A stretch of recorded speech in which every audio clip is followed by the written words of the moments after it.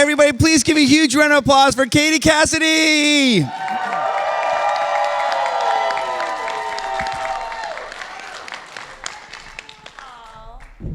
Thank you. I love you too. Careful, you're right. Careful, yes. Okay, good. Hi, you guys. How's it going? Are you having fun? Yeah, love that. Is this your first time to Tampa?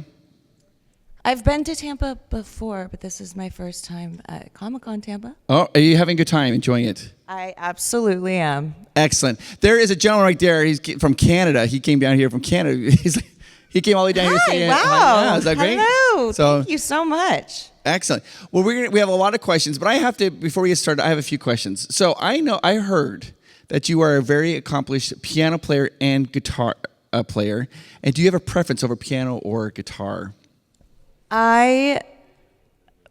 Piano for sure. Piano for sure. I grew up, when I was younger. I'm not gonna lie, it's been a while. Oh, has it been a while? Yes. All right. Okay, fair enough. But yes, piano. Okay. I come from, as you know, a musical family. Very musical family. Yes. Excellent. Perfect. All right, let's go ahead. We have a bunch of questions here. Let's get into it. Hi, I'm Ellie. My question is for you. Were you as mad as I was that Oliver and Laurel didn't end up together? That's a funny question. Kind of, but what's interesting is Mark Guggenheim, one of our showrunners and creators, I was on the phone with him at some point during season 4, and I said to him, I think Laurel is in love with Oliver, and I think Oliver is in love with Laurel, or loves Laurel, but is actually in love with Felicity. And I think he loves Laurel, but he's not in love with her. And I think that they can never be together. And then, lo and behold, they killed me off. But honestly, to the original, to the comic books, and I think they should have ended up at some point at the end of it all together, in my opinion. Oh, that's amazing. Now, I heard this. I heard that you actually were able to help create your costume. Is that true? That is true. Because that's amazing, because that's something that usually does not happen in Hollywood. So how were you involved in creating the costume for... Yeah. So basically, Maya, our costume designer, had called me, and I, was so excited. Finally, I was going to be turning into the Black Canary, and we talked about it. And Katie Lotz, first of all, we shot in Vancouver, Canada. It's freezing there, and we, shot a lot at night, and overnight. I brought that up, and I was like, I understand the fishnets and the leotard, but I'm going to be really cold. And she was like, no, I got you. And I also wanted to make her a little bit edgier, I guess. And so the fishnet thing, I don't know if it read necessarily as much as I would have liked it to, but we implemented the fishnets on the sort of the leather biker gloves and the top, the bodysuit that I wore underneath the leather jacket.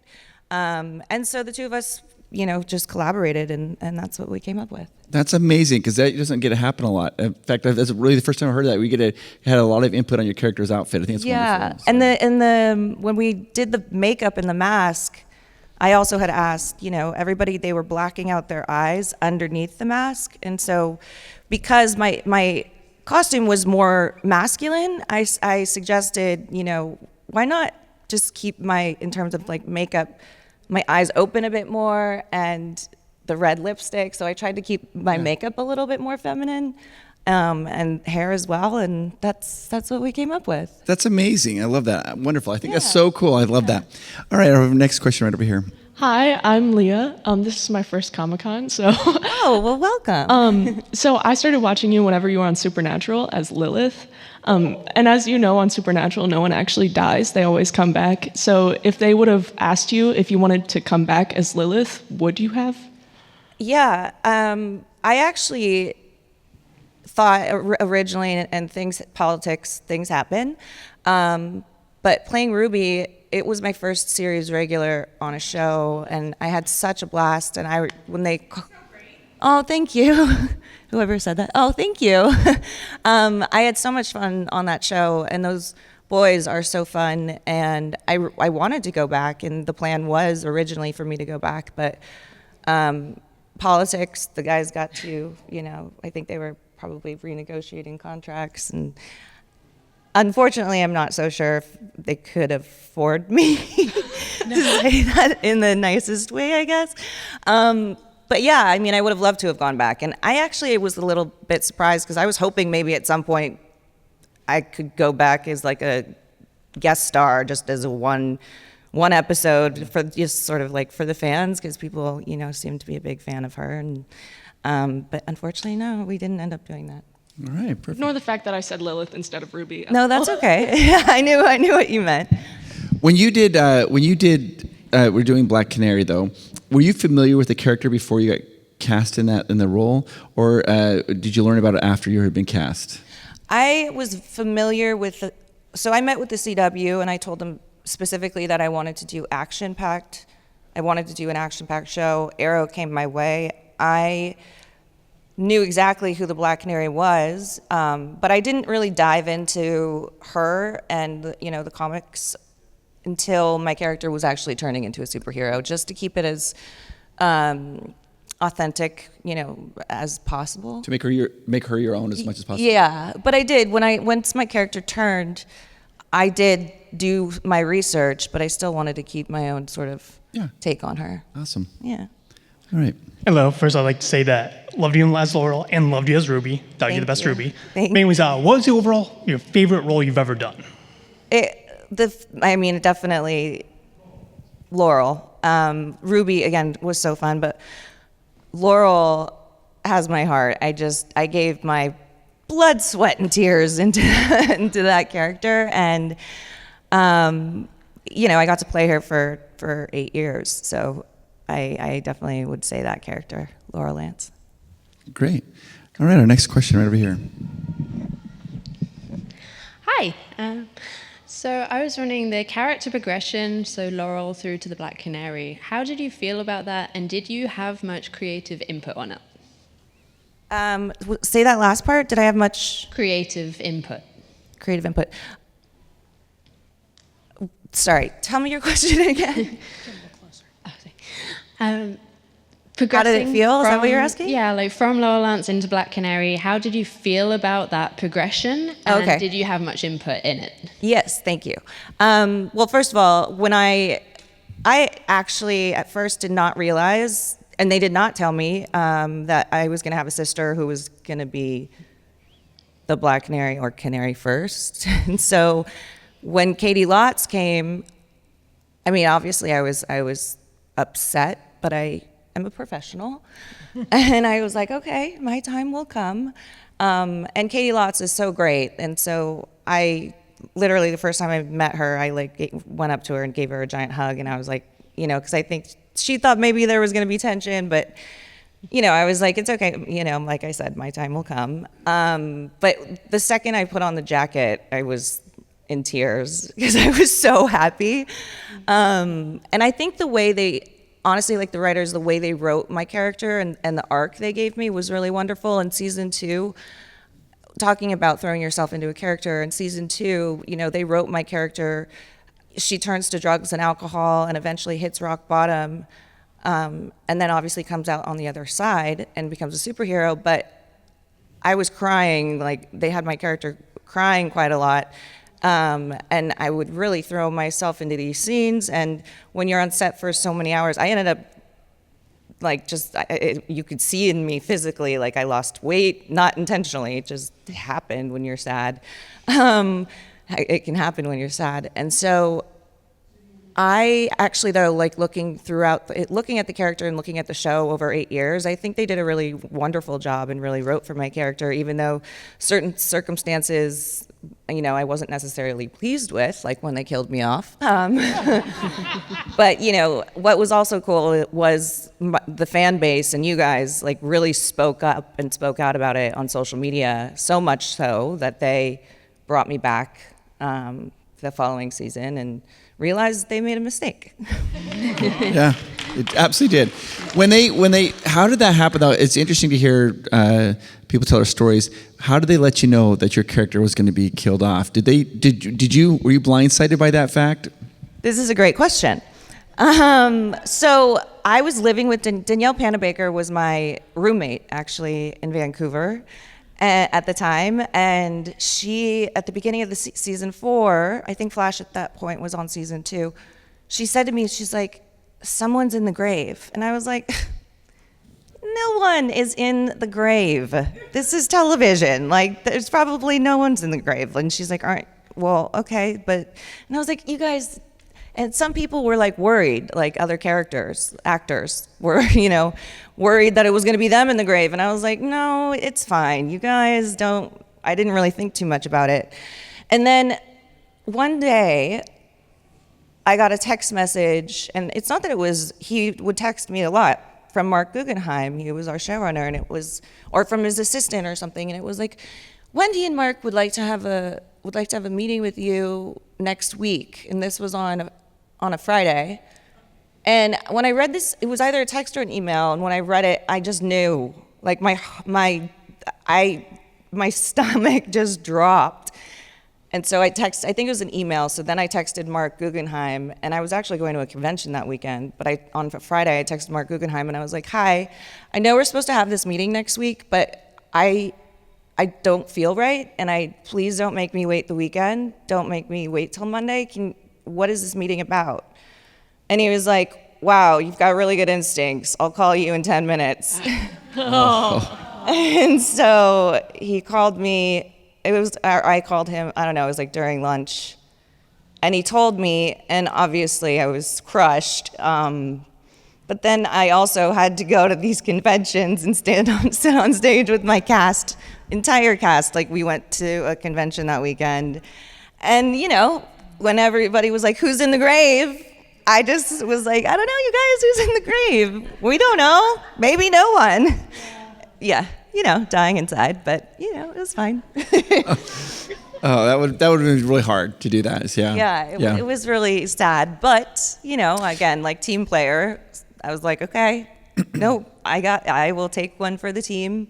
I really believe in this show." And then when we were shooting my death scene, Mark Guggenheim was there. And he was like, "Would you ever come back and play with us? Like, if we wanted to have you back at some point, an episode or something." And I was like, "Absolutely. Like, I love this show. I believe in this show. I would love, whatever you guys have planned. I hope that I am involved in those plans in some capacity." And so, yeah, it all worked itself out. Excellent. Did you tell the other people in the cast though, after you got that, when they were at the convention? The only other person who knew was Steven, and he actually called me after they told me. They called and they told him, and then he called me and he was like, "Are you okay? I'm so sorry. I did not want this. This is not right. It doesn't feel right. It doesn't go with the story of Oliver and Laurel in the comics. Like, he was really kind and sweet about all of it, and he was like, "Let's not tell anyone. Let's just, you and I can know, and when the time comes, you can tell the cast when you're ready." So, okay. Yeah. Wow. All right. Next question. Hi, I'm Kelly. My question's about Supernatural, your character Ruby. What was the most challenging or really entertaining thing about playing that character and portraying a demon? It was it was so long ago. I kind of don't really remember, but I will tell you what was challenging was working with Jared and Jensen. Not challenging because they're lovely guys, but they're goofballs. And what was challenging was not cracking up, because like the camera would be on me and they would be off camera, and they read the scene with you and they would just like make fart noises, or they would like be sticking their tongue out, or they would just do something ridiculous that I just couldn't help. Like, I would break and I would just start laughing quite often. But I think staying in character probably, just because these guys are so funny and fun. But that was part of what I loved about it, because they didn't take themselves too seriously, it was just refreshing. Thank you. Do you ever have contact with Jared or Jensen at all? When I was shooting Arrow, Supernatural also was shooting in Vancouver, so we would bump into them. You know, I once in a while will connect, but you know, it's mainly like if I see them at a convention or Perfect. whatnot. Yeah. Okay. Next question. Hello. So, how was it working in the movie A Nightmare on the Elm Street? How was it? Yeah. Was a nightmare. It was really a tough shoot because I was shooting that in Chicago, and then I was shooting Melrose Place in Los Angeles. So there was about a month and a half where I was working in Los Angeles 5 days a week, and then getting on a plane and going from set to Chicago. And we shot on the weekends in Chicago, so I was exhausted, which really actually was fine and great for the character because the character can't sleep and she's exhausted. So it worked out well, but it was really hard because I had that corn syrup in my hair, I remember, for like 4 hours or something, and it ended up dyeing my hair pink. So it was challenging then when I went back to shoot Melrose Place, where I'm like this blonde PR publicist, fashionista. They weren't too thrilled about it.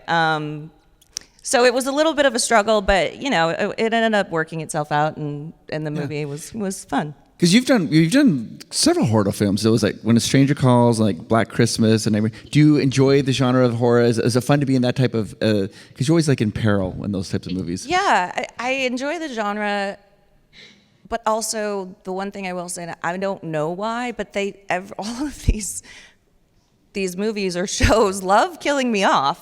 I'm like, what is this? What is this theme going on? But you know, hopefully we broke that cycle with Arrow, and when they brought me back, no more killing. Katie Cassidy, please.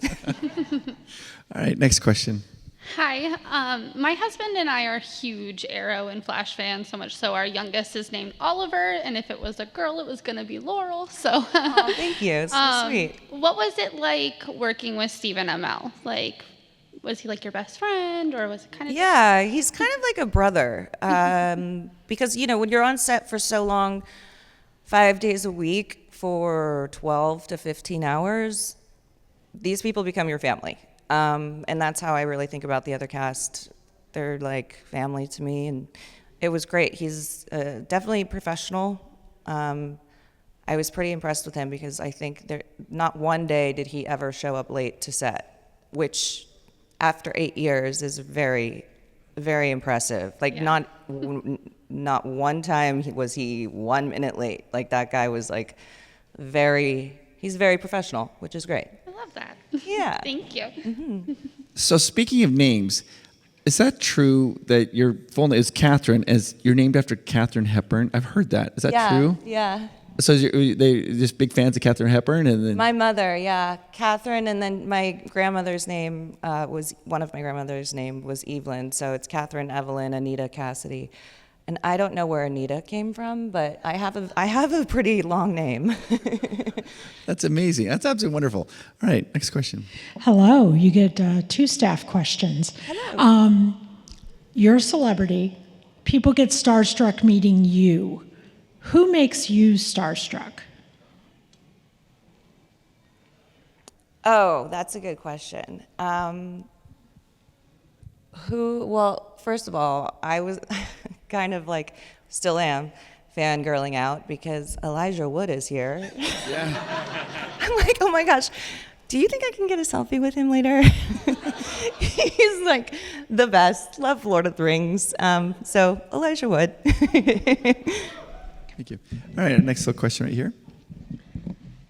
Hi, my name is Emma, and my sister Ellie had a question. What was your favorite Laurel to play? What was my favorite Laurel to play. version of Laurel? I see. I like Laurel, I would say before they killed my character off. She had, been in fight training, turned into a superhero, playing a lawyer, and then the DA. I think that was season 4, the beginning of season 4 probably. And then they put an end to that. Thank you. Yes, thank you. So this is you're going to kind of have to walk us through this. And I was told that you, in real life, you went to prom with Superman.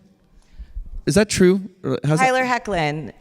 Yes. So I've known Tyler Hoechlin since I was 16, I think. And he and I were friends. He went to a different school, but he was a year younger. So he actually had asked me to go to his prom with him. And Okay. we were really good friends. And that's all. I was like, I think I had a boyfriend at the time. And I was like, told my boy, I was like, are you okay? This is my friend, and I would happily go to his prom with him. And he was like, sure, as long as you're just going as friends. And so I was like, yes, just going as friends. But yes, I went to his prom with him. So was that kind of crazy later on because your worlds came back together and everything like that? Yes, it definitely. It was, hilarious. I have seen this picture, the prom picture, and it is very ironic. How did you guys meet? We met through acting. We had the same manager, and I think he was at my manager's office one day, and I was there one day. And I think I probably was like, oh, this kid is really handsome, nice looking kid. And then we started talking, and he was also really funny, and then we just became friends. Nice, that's wonderful. Yeah. What was your audition process like for Arrow? Was because I know that was people when they announced that they were getting ready to do this show, the hype around it was so high and people were so excited, and I know it was very competitive. How were you found out about the role, and how was the audition process for you for that particular role? So I had been on the CW multiple times in multiple roles, and I had a great relationship with them. And knowing I wanted to do action, my manager and agent came to me. I read the script, and I was like, I want this show. This is because it's pilot season, so you get a bunch of scripts. And I was like, I'm not going out for any pilots except for this one. And my manager was very upset by that because she was like, well, what if? And I was like, I'm telling you, this is the show I want and I'm gonna get. And then they were like, okay, but you have to test. And I wasn't necessarily thrilled about it, but I was like, okay, fine.